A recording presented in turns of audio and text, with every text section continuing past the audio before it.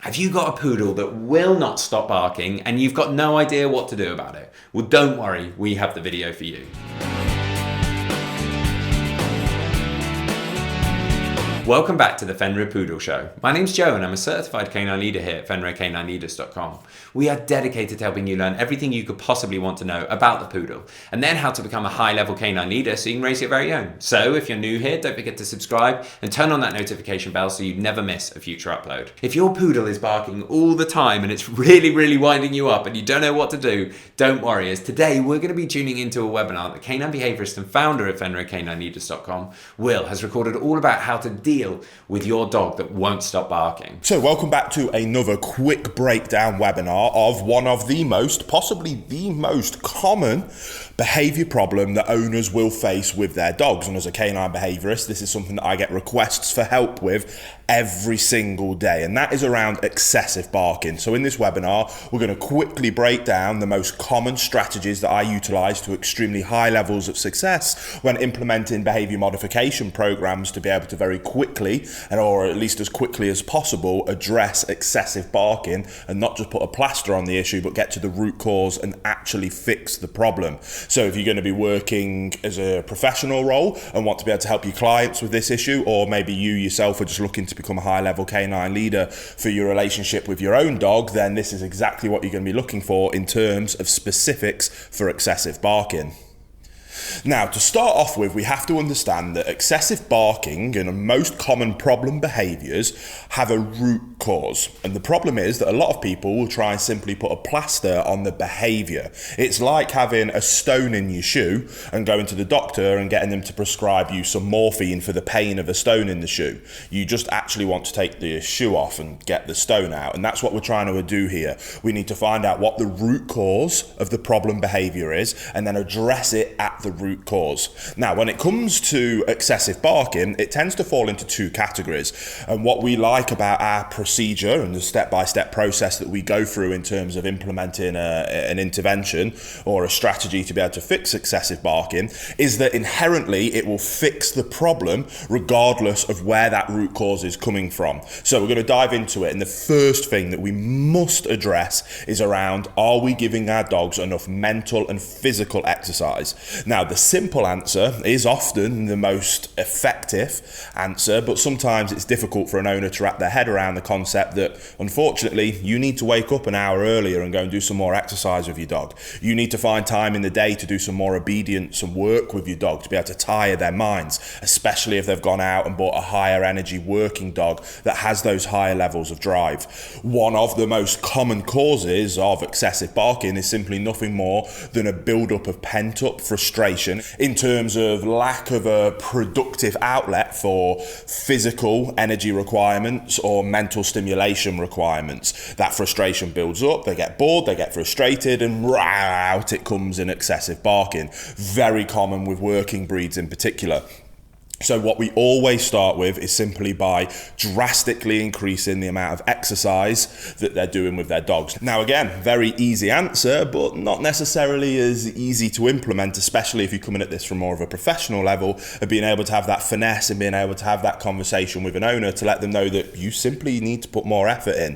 It's nothing to do with the dog's not broken, and there's nothing that we can come in and do as an easy fix for you to fix this problem. You just need to put more effort in. So again, we need to go through that process gently, help the owner to see that for themselves and to understand it more from a why perspective, which then informs the what we need to do much more easily. So always start with simply adding in more physical, more mental stimulation, and you might have solved the problem straight away.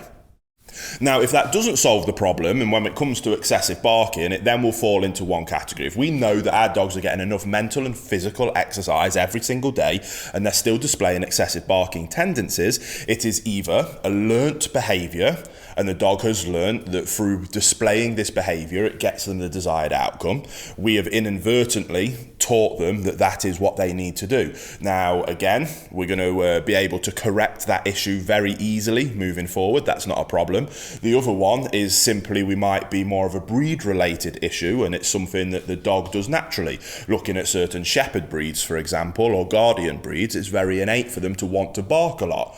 Now, also what we need to do, so if we need to correct obnoxious learnt behaviours, we might need to teach the dog more appropriate ways to utilize their barking, and that's what this next process does. So we've started off with exercise, and that's important no matter what. Even if the exercise isn't the fix, adding exercise will always help. Now, before we can move into what is now more of a formal behavior intervention strategy in terms of being able to address the root cause of the problem and be able to really fix the behavior, we cannot do that unless the relationship with the dog and the owner is restructured. Unless the owner, whether that's you and you're trying to become a high-level canine leader yourself, or maybe you are interested in working in this professionally and you need to be able to help the owner of the dog be able to see this, and that is that they themselves must become high-level canine leaders themselves, restructure the relationship with their dog to then be able to much more efficiently communicate A, what we do want, and B, what we don't want.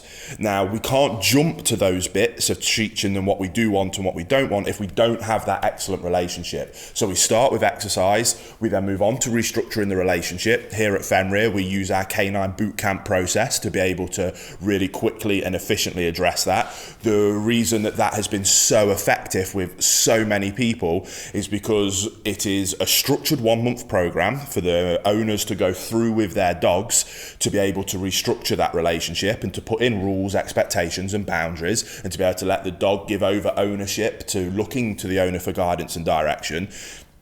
And it is that process, but what's beautiful about it is inherently throughout that process, we're also teaching our owners how to become high-level canine leaders. We're teaching them the theories and the concepts and the ideas. That means not only when they go through that boot camp to fix one problem, they come out the other end as better leaders themselves, which then means that they can address any other problems themselves, and then they don't need us again as a canine behaviourist, which, if you want to do your job right, is the right way of going about it. We're not simply putting plasters on problems so that we can come back and put a plaster on another problem. We get to the root cause, we help our owners become high-level canine leaders, and then they don't need us again. It might seem counterintuitive, but I promise you'll have a lot of success. So we must restructure the relationship, teach our owners to become high-level canine leaders themselves, restructure that relationship, have the dog look up to us for guidance and direction, or up to the owner for guidance and direction. Once we get to that stage, and again, the boot camp can help you address that if that's what you need help with, then we can move on to the approach of actually fixing excessive barking. So exercise,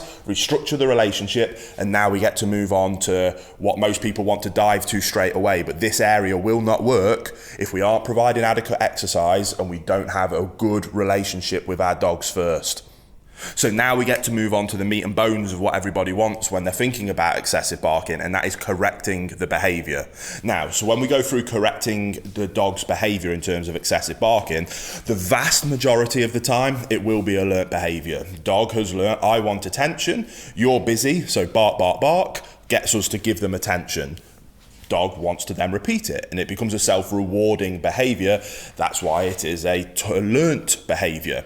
Now, a really good analogy of this is a very common problem of excessive barking around the postman. It's almost so common that it's almost like cliche now that dogs don't like postmans and the cartoons and all the things around that.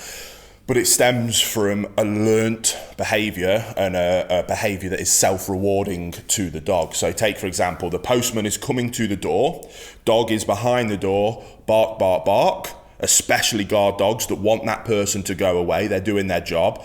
Go away, I don't want you here, I am here, this is my house. This is all in bark, bark, bark. Postman comes, posts the letters, turns away and goes. Now, the dog has zero concept that that's a postman and that's his job. All the dog knows is postman's come, I have barked, desired outcome happens with postman leaving. Next time postman comes, they repeat that behaviour. and it gets the desired outcome again, and then it becomes a self-taught behavior and a self-rewarding behavior, and that will just get more and more excessive as time goes on, and then obviously it spills out into other areas. It's very common, and being able to kind of unpick that does require a little bit of finesse. That's not necessarily what we're talking about here. We're talking about more generic excessive barking, but you need to understand the concept that it will most likely come from a place of it being a learnt behavior where we have either accidentally ourselves taught them that that's acceptable, or we've inadvertently allowed that to be the case. And now we simply need to go through unpicking that a little bit. Like I say, exercise, restructure the relationship, makes this bit really easy. If you want to jump to this bit, you can try. It can work, but it will be much more difficult to achieve the fast actions and the fast outcomes that we're able to achieve if you put that effort into these places first. So what we do is we go through our very simple process of correct, redirect, reinforce. Sounds very simple. The reason that we want to restructure the relationship as well is that, yes, we are going to have to use a correction-based approach to be able to fix excessive barking. Now, what that doesn't mean is that we're going to beat our dogs, we're going to hurt our dogs. What it means is that as a good leader, we're not going to ignore bad behavior. Good leaders don't ignore bad behaviors. They address the behaviors. They address them calmly, efficiently, with good timing, and they get to the point and then they move on. They don't dwell, but they address it and they move on. They address it fairly but firmly with extreme rules, boundaries and expectations. That is what a good leader does, even more so in the dog world, and that's what we need to do. Now, yes, you can go down the line of physical corrections and it will work.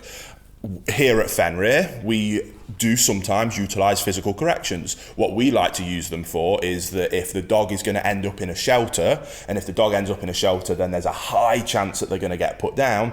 If it's going to save that dog's life, then we will utilise physical corrections if need be, and that can work in this situation. But what we like to do, if that's not the case, is to be able to simply use a verbal correction. Now, this takes us back to restructuring the relationship. If we restructure that relationship and put a lot of effort into doing that, then a verbal correction will carry far more weight and will be far more effective, which then means we don't have to go down the line of utilising physical corrections, which might then require slip leads to choke chains to prong collars, those kind of things. They will achieve the desired outcome that we're looking for, but we like to use the minimal amount of correction to get the job done.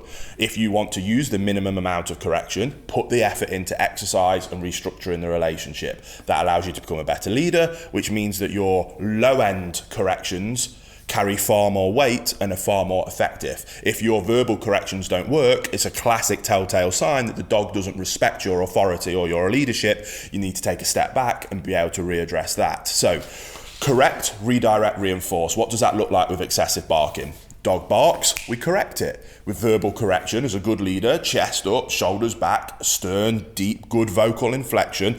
I like to use an so that might look like, sorry if this comes across loud on the mic, be careful if you've got headphones on, but that might be a very simple or a very stern no.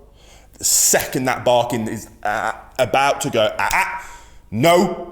Again, we make it very clear what you're doing is not acceptable. Now, if that doesn't work, and we've got a case where I am going to send this dog to a shelter if I can't fix this right now, I've been in that place many times of helping people in that exact situation, then I might utilise a tool like a prong collar, and that vocal inflection, it might be an no and a snap on the prong collar to really be able to help them. Again, I know a lot of the positive only people don't like that principle, but I specialise in what we call death row cases, where this dog is going to get put down if we do not address this right now. So utilising a tool like that can very much save that dog's life, and it does work. Now, again, I don't want you to be lazy and jump straight to that by skipping the exercise and the restructuring of the relationship. Do that thing first, and then hopefully your vocal inflection and verbal correction will work fine. So you've corrected the behaviour. The second the barking goes, time in instantly. Then what we need to do is we can't just tell them off and then not tell them what it is that we do want from them. It's yin and yang. That's why we call it balanced training. We need to let them know what we do want, and we need to let them know what we don't want. So we've utilised that correction to let them know what we don't want. Now I want you to go into a sit, stay and wait. Quiet, calm, good manners.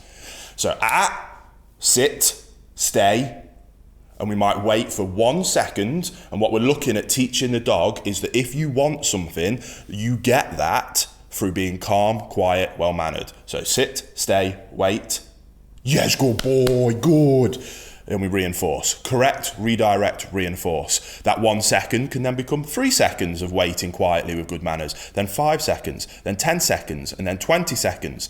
If you put exercise in, if you restructure the relationship, if you are good, calm, and consistent with correcting that behavior every time and then redirecting and reinforcing the desired behavior, the inappropriate behavior will decrease, the desired behavior will increase, and over time, and very quickly, if you implement this properly, you will have a dog that will stop excessively barking and will start to demonstrate calm, relaxed behaviors because they are seeking the desired outcome, which is looking up to you for guidance and direction because you restructured the relationship and doing what it is that you want from them. And now we have that good relationship, we can clearly communicate that through correct, redirect to the desired behavior, reinforce. Now, what we also can do when it comes to excessive barking is that we're correcting the bad behavior and redirecting them to the desired behavior, which is calm, good manners.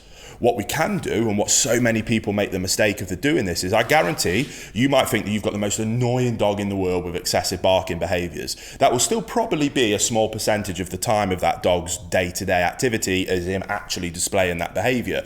There'll be lots of opportunities where your dog is being calm, quiet and well-mannered. And we're going to skip correct, redirect because they're already there. We're going to be conscious and we're going to be proactive and preemptive and go and reinforce those behaviors. So not only are we correcting the bad behaviors and redirecting it when the bad behaviors happen, but we're also going to on top of that reinforce when the good behaviors are there anyway. So if the dog's lying down and being quiet, rather than us using that as a time to be, oh, finally the dog's not being a pain, I'm going to go and do this thing, you're going to go and say, thank you dog, good boy, yes, here's a treat. And again, over time, undesirable behavior decreases, desirable behavior increases. As the undesirable behavior decreases, you have to use less and less and less corrections. And then we can get to a point where we do live positive only and reinforcement only. But you can only get there through a balanced approach of leadership and then firm rules, boundaries and expectations. So get out there, start implementing those processes, and I promise you, if you do, you will be able to address excessive barking with incredibly high levels of success. It's just the question ultimately is, are you willing to put in the work? Because nothing is easy. You got this problem because you didn't put the work in originally, or your client didn't put the work in originally. So we need to be able to get them to understand that without upsetting them. We don't have to go in and be nasty or horrible about that, but we need to make them clearly understand that and then be able to move forward to get to that point of a wonderful relationship with their dogs where they're happy, their dogs are happy, and ultimately we're keeping them out of shelters and not being put down. So go put the work in and I promise you'll have a lot of success. There you have it, guys. Some really useful tips and tricks from Will there, all about how to deal with your poodle that won't stop barking. I really hope you enjoyed today's video. If so, get involved in the comments down below as we would love to hear from you. Don't forget to subscribe and turn on that notification bell as we have 3 dedicated videos coming out every single week. So I can't wait to see you in the next episode of the Fenrir Poodle Show.